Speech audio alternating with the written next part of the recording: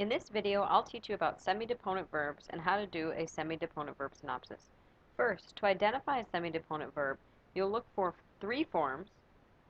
The first two look like normal verbs, like amo, amare. They end just in O and then RE. The third form, however, looks like a deponent verb. Notice it has two parts. The second form of the two parts is a form of sum.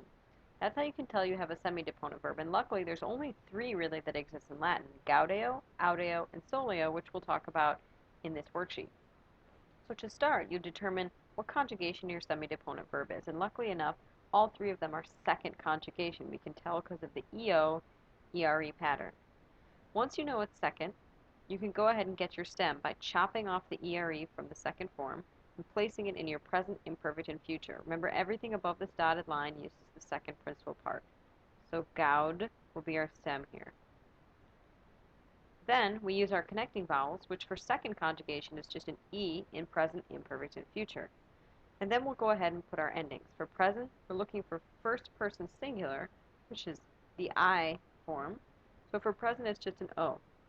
For imperfect, we'll add bom, and for future, we'll add bo.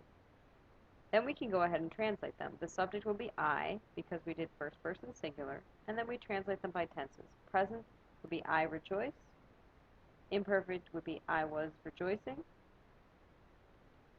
Future will be I will rejoice. And then we can move on to perfect, pluperfect, and future perfect. Now here's where you'll notice the difference. Because this is a semi-deponent verb, the top half of this chart actually functions normally. Present, imperfect, and future all look like a regular verb.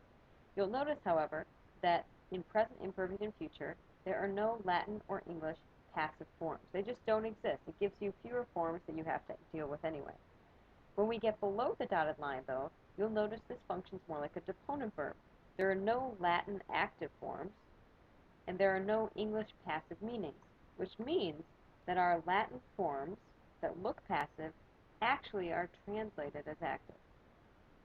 So to create the Latin for the bottom half, we'll fill in this bottom section. And as you'll remember from our previous synopses, this bottom corner uses the fourth principal part, which for deponents and semi-deponents you get looking at this third part and taking off the sum.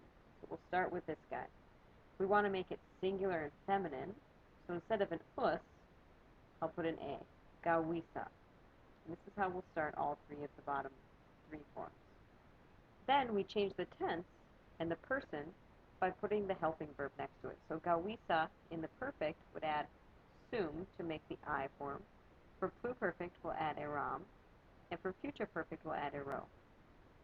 Then we can go ahead and translate them. Even though they look passive, we'll translate them actively. This is the deponent side of it. So gauisa sum would be I rejoiced. Pluperfect would be I had rejoiced. And future perfect will be I will have rejoiced. So there you go. That's how you do a semi-deponent verb synopsis. You can use this to pause, rewind, start again, as much as you need in order to get the hang of it.